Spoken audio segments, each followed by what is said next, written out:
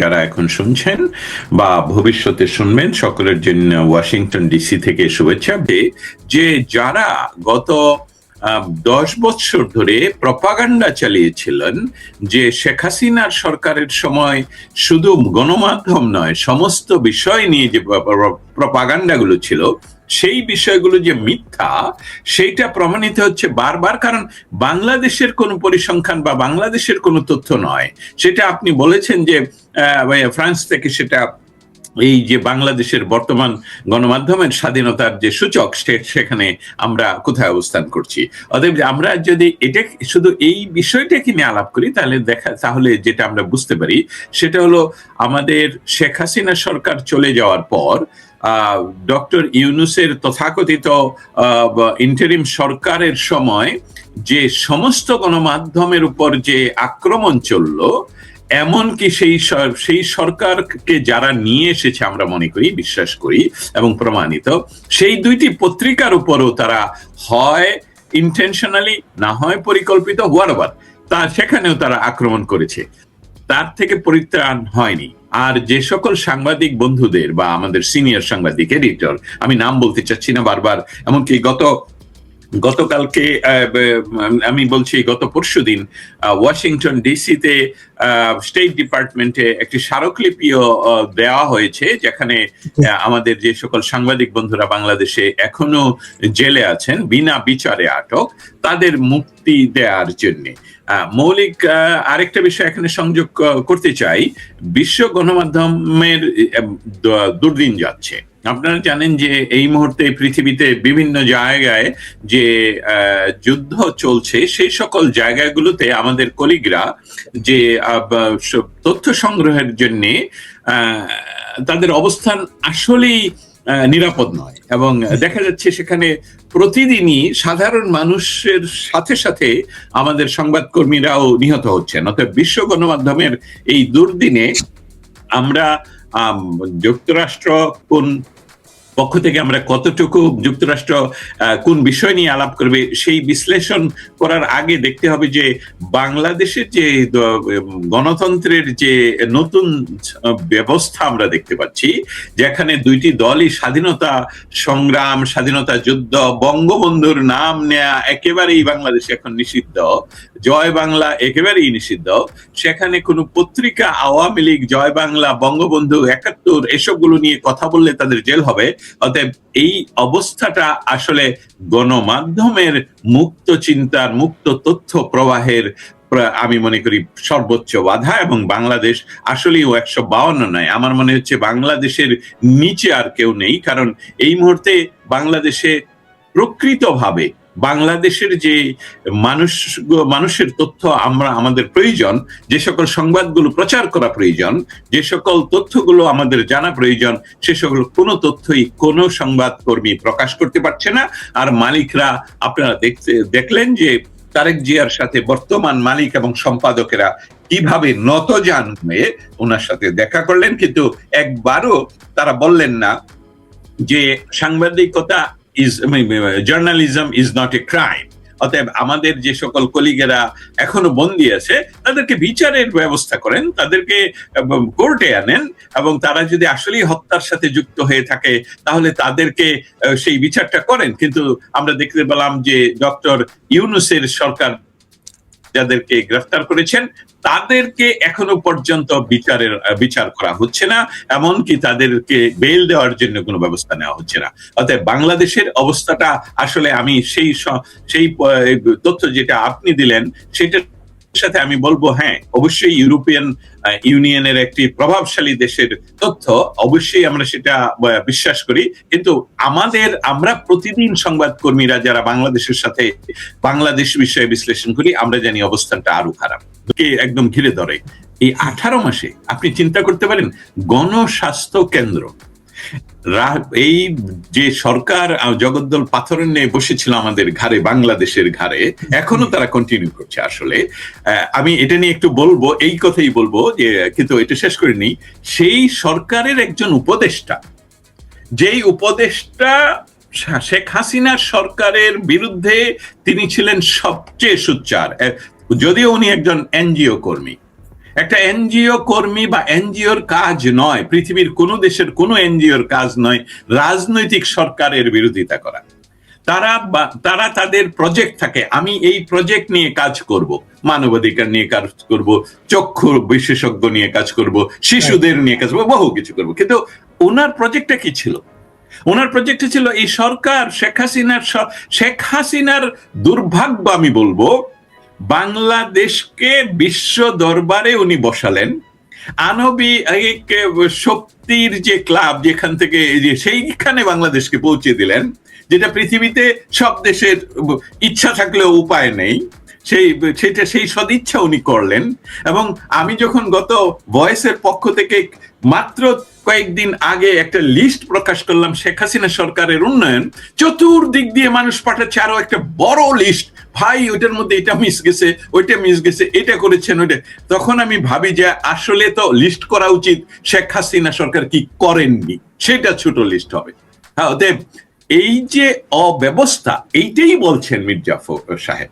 মির্জা সাহেবের কথাটা দেখুন, মির্জা সাহেবকে আমি এটা বোধ হয় আমি একটু দুঃসাহস নিয়ে এটা বলি। দুঃসাহসের অর্থ হলো আমি ওনাকে অভিযুক্ত করছি না, আমি দেখতে পাচ্ছি উনি মানসিকভাবে একটু স্থিরতা ওনার মাঝে নেই। আমি বলছি না উনি মানসিক অসুস্থ, কারণ উনি একটি বিরাট মন্ত্রণালয় পরিচালনা করছেন যেটা দুর্নীতির আখড়া। এখন উনি দুর্নীতি করুক আর না করুক, উনি কি দেখলে বলতে চাচ্ছেন গত 18 মাসে ওইখানে কি দুর্নীতি হয়েছে? তারপর উনি আবার বলছেন এক সময় যে আমি ইয়ে করতে চাই, রাজনীতি থেকে কি অবসর শব্দ, থ্যাংক ইউ সো মাচ, অবসর নিতে চাই। তাহলে উনার এই যে অস্বাভাবিকতা, এই যে গ্রাফ উঠা নামা, এবং আজকে বলছেন যে দুর্নীতি, এই সমস্ত কিছু আমার মনে হচ্ছে উনি কি হতাশ? উনি কি এটা ভাবছেন যে আমরা, কারণ এই যে একটু আগে বললাম যে আমি এই কথাটা বলতে চাই, সেখানে আমি বলি কেন জানি মনে হচ্ছে, বিপুল ভাই আমি সরাসরি বলছি, কেন জানি মনে হচ্ছে 209 সিট নিয়েও রাজনৈতিক শক্তি যেন বিএনপির কাছে আসেনি। কেন জানি তাদের মনে হচ্ছে না যে আমরা উৎসব মুখর পরিবেশে দেশ পরিচালনা করব, কারণ জনগণ আমাদেরকে 209টি ম্যান্ডেট দিয়েছে, নিরঙ্কুশ ম্যান্ডেট দিয়েছে। কেন জানি ওই আনন্দটুকু, রাজনৈতিক সরকারের যে স্পিরিট, যে শক্তি, যে সাহস, যে আমাদেরকে জনগণ বসিয়েছে, আমরা প্রত্যেকটা মানুষের প্রতিনিধি যে আনন্দ চিত্তে কাজটুকু করবে সেটা করতে পারছে না। আমি এটাকে মনে করি যে একটা হতাশা, একটা চরম হতাশা ওনাদের ভিতরে বিরাজ করছে। উদাহরণস্বরূপ এটাও বলে রাখি যে না হলে এখনো পর্যন্ত জলপাই রঙের বাহিনী কেন মাঠে থাকবে? বাংলাদেশে কি মার্শাল ল চলছে? নির্বাচিত সরকার। বাংলাদেশের পৃথিবীর কোন সব দেশেই দেশের মারাত্মক বিপদে, ইন্টারনাল ইনসাইড দেশে যদি মারাত্মক বিপদ হয়, তাহলে তাদের সেনাবাহিনী ফোর্সকে শান্তি শৃঙ্খলা রক্ষা করার জন্য মাঠে নামায়, গুলি করার জন্য নয়। কারণ একটি সেনাবাহিনীর গুলি করার একমাত্র বিষয়টা হলো বহিঃশত্রুর আক্রমণ হলে বহিঃশত্রুকে গুলি করবে, নিজের মানুষকে তো গুলি করবে না। তাহলে এইটা এত বছর ধরে, প্রায় 2 বছর ধরে কেন? ফখরুল সাহেব কি সেই কথা বলছেন? যারা যে দুর্নীতি করে গেল, দেশটাকে একেবারেই যে রসাতলে বসিয়ে গেল, সেই সবগুলো কি ওনারা ওভারকাম করতে পারবেন? না হলে ওভারকাম যেহেতু করতে পারছেন না, ওনার ধারণা উনি কি ভয় পাচ্ছেন যে আমাদেরকে এমন একটি জায়গায় বসিয়ে দিয়ে এখনো তারাই ক্ষমতা চালাচ্ছে? আমি সরাসরি বলতে চাই না যে বিষয়গুলো আমরা প্রতিদিন এখন দেখতে পাচ্ছি যে দেশ আসলে কি তারেক জিয়া চালাচ্ছে না অন্য কোনো জায়গা থেকে চালাচ্ছে। দেশের বর্তমান সরকারকে কেন অন্য দেশের রাষ্ট্রদূত নির্দেশনা দিতে পারে কি করতে হবে কি করতে হবে না, যথেষ্ট নয় কেন বলতে পারে? অতএব ওনাদের হতাশাটা কি এতটুকুই ক্যান্সারের মতন যে যে কোনো সময় যদি ক্রীড়ানকদের ইশারায় দেশ পরিচালনা না করে, না হলে এতগুলো বোয়িং কেনার কি প্রয়োজন? আমি আপনার কাছেই প্রশ্ন করি, বাংলাদেশে টিকা নেই, শিশুরা মারা যাচ্ছে প্রতিদিন, এবং সরকারের পক্ষ থেকে প্রধানমন্ত্রী একবার বললেন যে শেখ হাসিনা সরকার সহ টিকার ব্যবস্থা করেনি, যেটা আওয়ামী লীগের পক্ষের কোনো মানুষ বলতে হয়নি, সাধারণ সাংবাদিকরা তুলে ধরলেন না এটা তো হয়নি, পরিসংখ্যানে দেখা যাচ্ছে যে সেখানে টিকা ছিল, সমস্ত ব্যবস্থা ছিল, এটা তো ইয়ার সময় হয়নি, ডক্টর ইউনূসের সময় হয়নি। উনি আবার কথাটা বলছেন, হ্যাঁ ডক্টর ইউনূসের সময় এটা হয়নি। অতএব এই ব্যবস্থা না করে প্রায় এই কোম্পানি 35,000 কোটি টাকার 45,000 কোটি টাকার অফারকে 45,000 কোটি টাকাতে নিয়ে গেল, জাস্ট এই অফারটা। মানে চিন্তা করেন 10,000 কোটি টাকা ইতিমধ্যেই বাড়িয়ে দিল। এই টাকাগুলো কি রাজনৈতিক সরকারের ডিসিশন? আমি তো মনে করি না, এটাও দুর্নীতি। এটাই বাংলাদেশকে ওই যে বর্গি এলো দেশে ওই ব্যবস্থাটা। অতএব বিএনপি কে যদি ঘুরে দাঁড়াতে হয়, এটা আমি দুঃসাহস এটাও তো দেখাই, বিএনপি কে আমি দেখতে পাচ্ছি একটা রুগ্ন, অসুস্থ, এবং তারা ইন্টারনালি খুব অস্বস্তিতে আছেন যে দেশ পরিচালনার জন্য জনগণ ম্যান্ডেট দিয়েছেন, এটা তথাকথিত আমাদেরকে যারা ক্ষমতায় বসিয়েছেন আমাদের কাঁধে বন্দুক রেখে তারা তাদের কাজ করাচ্ছেন। ডক্টর ইউনূস ক্ষমতাসীন, আমাদের প্রধানমন্ত্রী ক্ষমতাবান আমাদের বর্তমান প্রধানমন্ত্রীর চেয়ে বেশি, এবং প্রায়শই আমি দেখতে পাচ্ছি একটা ইন্ডিপেন্ডেন্টলি সরকারের ক্যাবিনেট মেম্বার হিসাবে নয়, একজন ইন্ডিপেন্ডেন্টলি কাজ করছেন বর্তমান পররাষ্ট্রমন্ত্রী। তো উনি এই দুঃসাহস দেখান কেন? কিভাবে দেখান, মানে কিভাবে করছেন? অতএব আমি ফিরে যাই আপনার প্রশ্নে, এখানেই শেষ করছি। মির্জা ফখরুলের এই কথা, এটা আমার মতন অন্যান্যরা আলোচনা করা দরকার যে সরকার কি ভিতর থেকে ধসে পড়ছে, এবং আমরা অচিরেই কি দেখতে পাবো যে এটা আসলে এই সরকার টিকছে না। যদি টিকাতে হয় তাহলে গণতন্ত্রের যে মৌলিক বিষয়গুলো সেসবগুলোকে তারা কাজে আনতে হবে। যেমন আমাদের সাংবাদিক বন্ধুরা যারা জেলে আছেন তাদেরকে মুক্ত করতে হবে, বিচার ব্যবস্থা স্বাধীন করতে হবে। নট অনলি দ্যাট, তারা যে নির্বাচিত সরকার সেটা প্রমাণ করার জন্য বিদেশি যত ধরনের চুক্তি বলুন বা অন্যান্য ধরনের ব্যবসায়িক চুক্তি বলুন যেসবগুলো বাংলাদেশ বিরোধী, সেই সবগুলোকে তারা নবায়ন নয় বাতিল করতে হবে।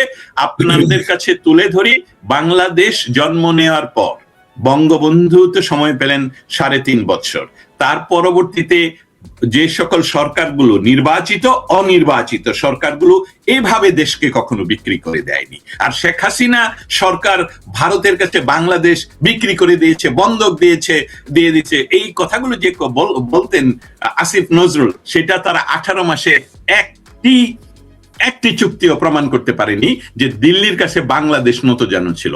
উল্টা দিল্লি থেকে বাংলাদেশ সবচেয়ে বেশি সুবিধা নিয়েছে। ছোট্ট উদাহরণ দিয়ে শেষ করছি, সেটা হলো যে ট্রানজিট ব্যবহার করতে পারতো, ল্যান্ড ট্রানজিট বাংলাদেশ ব্যবহার করতে পারতো গার্মেন্টস এর জন্য, সেটা বন্ধ হয়ে যাওয়াতে আমরা প্রায় অনেক হাজার কোটি টাকার শুল্ক বা আমদানি বাণিজ্য থেকে আমরা সেটা পাচ্ছি না। অতএব ডক্টর ইউনূসের দুর্নীতির কথাই উনি বলছেন।